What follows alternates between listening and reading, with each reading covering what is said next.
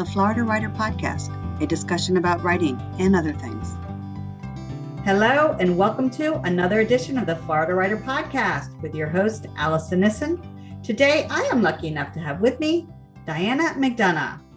Diana, could you tell us a 60-second elevator pitch about who you are and what you write? Sure thing, Allison. Thank you for having me today. My name's Diana McDonough. I like to write nonfiction, creative nonfiction, just about anything, essays, etc. I am the mother of 3, grandmother of 12, and that's the light of my life. I worked for Ecolab and retired from them after 26 years. I wrote my first book while I was still working and continued on when I retired and started getting my works published. I've done 2 books. One is Stuck in the Onesies, and the second is the sequel, My Mother's Apprentice, and I'm working on a third right now called Gingerstar. Should be done later this year. I've got to ask, Stuck in the Onesie, Mm-hmm. Great title. Yeah, but I bet you don't know what it means. Stuck in No, the I Onesies. don't. So most people think it's baby onesies, but it's not. It's have you ever played the game of jacks? You know, a very long time ago. I know, most of us, it was a very long time ago. The game of jacks, if you get stuck in the onesies, you're forever trying to catch up. And that's the metaphor that runs through the book. It is. Very clever. Very clever. Yeah, well, it didn't start out that way, but I usually end up changing the name at the very end, and I did.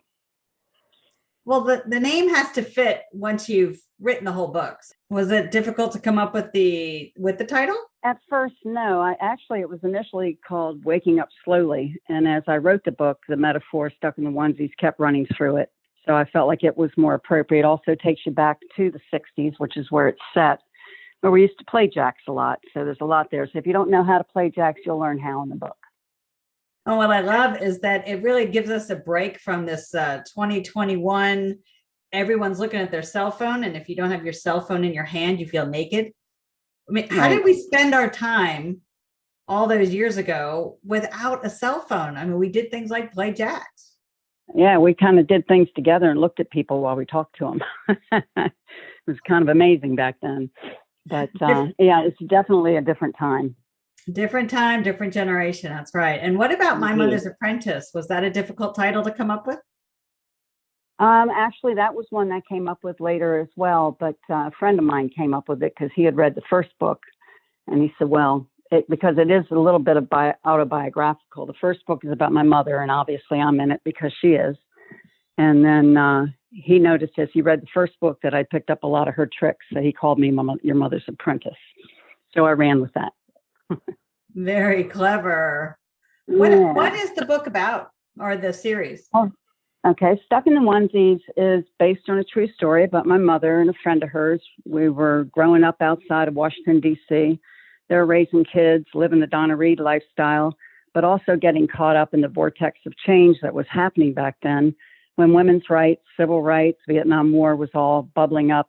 And living in that area around the Beltway of Washington, D.C., we didn't realize, we thought it was everybody's normal. Obviously, it was well before 9/11, and access to the Capitol and the White House and other people was more frequent. And it was just something that a friend of mine and I decided somebody needed to write a book about. So I decided to do that. It's always been my desire to write a book. So my mother had passed away about a year before. So I started writing and rewriting, and there we go. And like you mentioned, 2021 and how different things are. When I wrote this book, Stuck in the Onesies, it took me probably 10 years of writing on the weekends and at night. And as I did, I sent the first couple of chapters to my sister to kind of just get her feel on it. And she wrote back to me and said, Diane, this is great. She says, but our parents were racist. Get over it and write about it. So I was kind of taken back, but she was right. I was tiptoeing all around the subject. So I went back to the drawing board and started over and was much more candid about the way my parents were, the way I was raised. And the 2 characters in the story are very opposites. My parents were from the Deep South, so they had attitudes that aren't very popular these days, but I also watched them evolve over the year. And the story shows their evolution in that regard, as well as many other aspects of women's rights and all of that. So it's very appropriate and very pertinent to today, where you can see how people can change and outgrow those old biases and old prejudices. It's a very brave topic to embark on. Yeah, well, I didn't even know it at the time. Like I said, when my sister gave me a green light, I went ahead and did that, but I didn't even know then what I learned in this last year. I guess I thought that everybody had evolved like we had with our attitudes. And I guess in the little bubble that I live in, they have, but obviously throughout the country and the world, that's not necessarily the case. Did you find sensitivity readers or anybody to help you and guide you with the evolution of the characters? Oh, yeah, absolutely. I had a couple of beta readers that read it for me as I wrote it. And then I also have a critique group that was very helpful. We turn in chapters every month, and it helped keep me on track and keep me going and helped me to keep it edited tightly until the time came to publish it. Wow. And where is the book set? Is it in Washington, D.C.?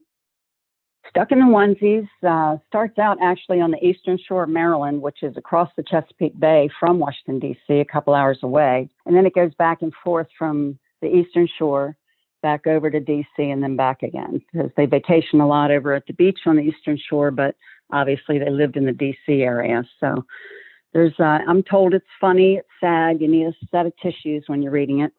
And there's a couple of big surprises in there.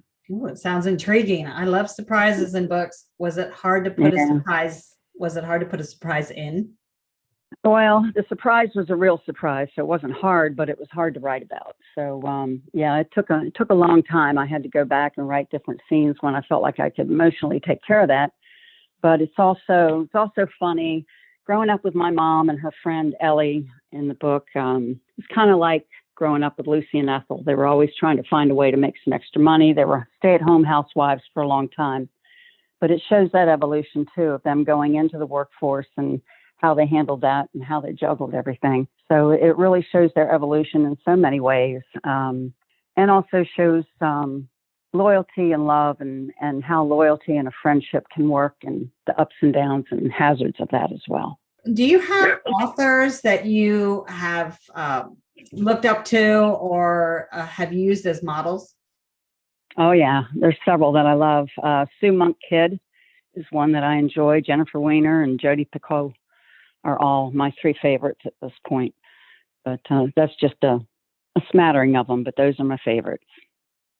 They're funny and they're also insightful.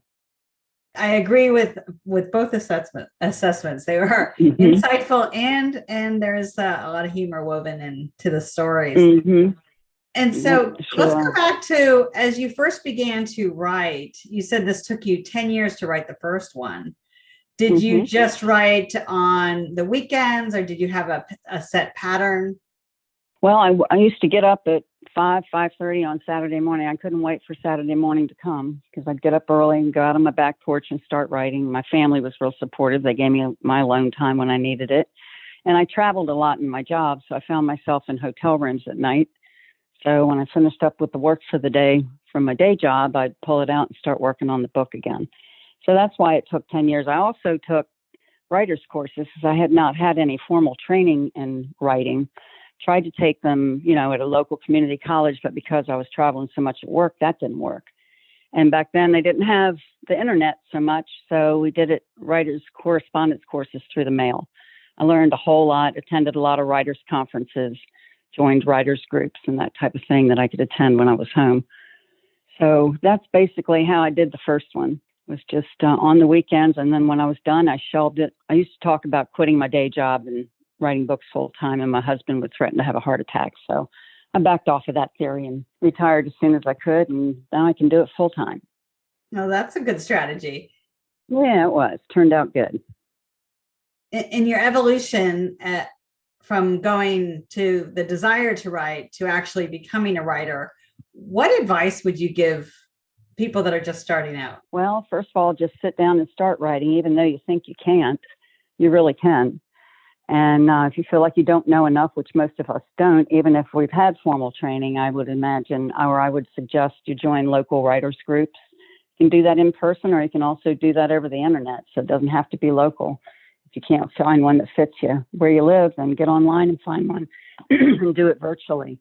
But I feel like networking with other authors really keeps you energized and keeps you going, keeps you focused, and you learn from each other. And that's what we need to do. We also need to network with each other and help each other out. And as you embarked on publishing your first novel, did you have some help? Did you use a publisher? Did you self-publish?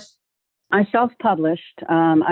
Back when I started writing many years ago, you had to have the agent and the publishing house and all that, and send queries out to agents and do all that. By the time I retired, I figured I could be dead. So I'll just go ahead and do the self-publishing thing, which I did. And I got up with Amazon. And back then they had a company called Create Space that did everything soup to nuts, which was, they did editing, they do the cover for you and all of that, and format it, which they did. And I thought they did a pretty good job for me. I was very happy with that. But when I got the second book finished, all that had changed, and Amazon no longer did all of the editing and all that. So I had to go in the search for an editor and a cover, somebody to do the cover for me. But I got really lucky on both counts. It worked out really well. So it's not all that difficult. You just got to learn to network with people and get some good recommendations as to who to use. And it's a pretty simple thing to do, thanks to the internet.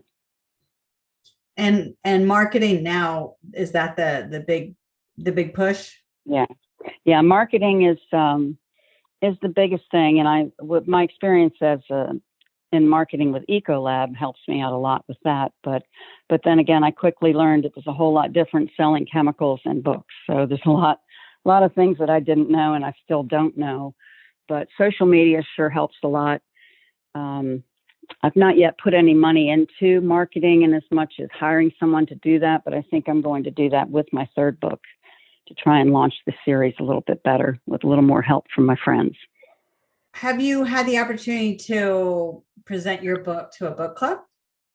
Oh, yeah. Yeah, I did book clubs a lot. The book clubs almost always enjoy the first one and then do the second one as well. I do book clubs. I've done them everywhere from Florida up through Delaware and Maryland. So they really energize me. It's really exciting when I go to one and learn what people liked and didn't like about the book, and makes you want to sit down and write some more. It's very energizing. And I've made a lot of good friends that way as well. Oh, how fun. And drank a lot of good wine. I find book clubs like to drink wine typically. That is true. The evening ones, particularly if there's dinner involved, there's usually wine involved too. Yeah, it's a lot of fun. And it's fun seeing, people that have been together for 20 years in a book club and see those strong relationships as well as the new ones. So it's a great way for people to get to know each other and enjoy books together. Do they remind you a little bit of your characters? Oh, yeah. Every once in a while, I see people and hear people talk that remind me of my characters, and it's a lot of fun. As a matter of fact, I had Stuck in the Onesies has recently been published as an audiobook available on Kindle. And that was a lot of fun. The young lady, Caitlin Rose, that was the narrator, did a wonderful job of bringing Barb and Ellie and all the characters to life. It's kind of like listening to my mom all over again. A lot of fun. And so tell me about what you're doing now with your writing. You have a third book that you're working on. Are you working on anything else? Yes, I'm working on the third book, which is the third in the series. But I also do blogs. I write on I journal and do essays all the time, and then I turn them into blogs. So anybody that's a friend of mine knows they have to be careful what they say or do. They could end up on a page. So, but I guess that's typical when you're a friend of any author. But, what do you like to blog about? Oh, golly, there's all kinds of things. Mostly my family and current events, things that tick me off, things that make me excited. But family usually provides a lot of that. My daughter has a couple of children, foster children right now that have a serious metabolic disease, and she's taken care of them for the last year and has managed to keep them out of the hospital. I did a blog on them called The Summer of Juan and Pedro. It was about last summer and COVID. So there's a lot to write about this year with COVID and everything else that's going on that we can all relate to. Well, I'm going to tip my hat to your daughter. It sounds like she's taken on a big job and thriving with it, which is fantastic. She sure has. Yeah, fostering is a challenging job, and anyone who takes that on is a hero in my book. Yeah, for sure. I mean, she's the vice principal of a special needs school as well, so nobody has any idea what she does for these boys, but they've come so far. It's amazing. I imagine that could turn into a novel. I've been thinking about writing a memoir, and I was going to go in a different direction with it. But the more I think about that, the more I think that might be it. I'm not sure yet. Yeah. So do you find what you said that the first book was somewhat autobiographical? Mm-hmm. Do you find that writing the quote unquote true story, we're going to call it true fiction, Right. Do you find that exposing at all? Oh, yeah, very exposing. Like I said, I was afraid to write too much about the racial tone of our family until my sister told me to. And then, you start writing other things and you don't want to upset people, but you also want to come forth with the truth. So, it's truth that's hard for me to take sometimes too. Writing, I think with most writers, is therapeutic. It's a way. When I'm upset about things, I just sit down and start journaling on my computer. And it's just a way for me to get everything out of my head and onto the paper to make sense in my life. And I think by doing that, you help yourself and you help others as well, hopefully, to flip some light switches on and get some help and guidance and problems they might be facing today. I mean, I really am intrigued by the amount of authenticity that you have offered, with both the idea that your sister said, no, you got to deal with it head on, and that you did. So that's a brave thing to do. Sounds like. Yeah, it was a little scary. And I've had a few people go, oh my gosh, you used the N-word. Well, I'm like, that's the way people talked back then. You have to, if you want to know what things were like in the 1960s, you got to read it, and you got to think about it, and you got to deal with it. But like I said, it showed a big evolution in them. And then the second book, My Mother's Apprentice, deals with abortion and addiction and the longtime friendship of the two daughters. So there's a lot of women's issues, a lot of social issues in that book.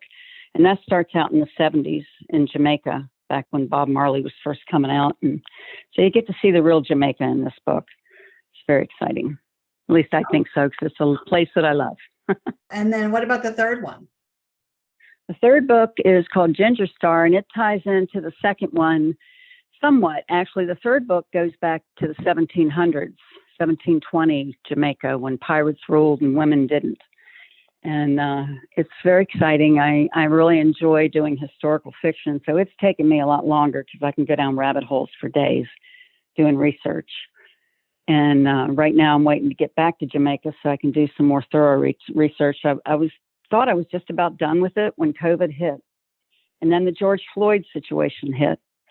And it dawned on me that I was writing about the 1700s with sugar plantations and such, but I really wasn't dealing much with the ugliness of slavery. I was dealing with it somewhat, but I realized that, hey, I need to take the gloves off and really do this right and get down to the nitty gritty, which means I'm going to have to take a couple of my characters and make them a little less appealing.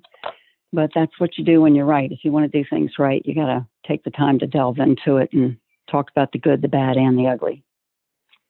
Oh, my goodness. Well, this has been a very exciting conversation. How can people get in touch with you? Well, I have a website, dianamcdonough.com. You can also sign up for my blog there. My email address is Diane, D-I-A-N, writes, W-R-I-T-E-S, @Yahoo. And I'd love to hear from anybody. If anybody's interested in having their book club read the books, I'm happy to attend. If I'm in Florida, I'm usually down there in the winter months, or up here in the northern area. I'm happy to make day trips or overnight trips, depending on where it is and how we can roll it in, or we can do it on Zoom. Either way, I'd love to do it. But, well, Diana, are you ready to switch to our rapid fire questions? Uh-oh. Yep. Go ahead. Give it to me. Oh, I'm sorry. People can also get up with me on Facebook. My bad. Facebook, everybody's favorite, or at least it's my favorite. If I've been told, just stay in your lane, pick one and go for it. Professionally, I try to stay on top of LinkedIn, but Facebook is the one I always want to.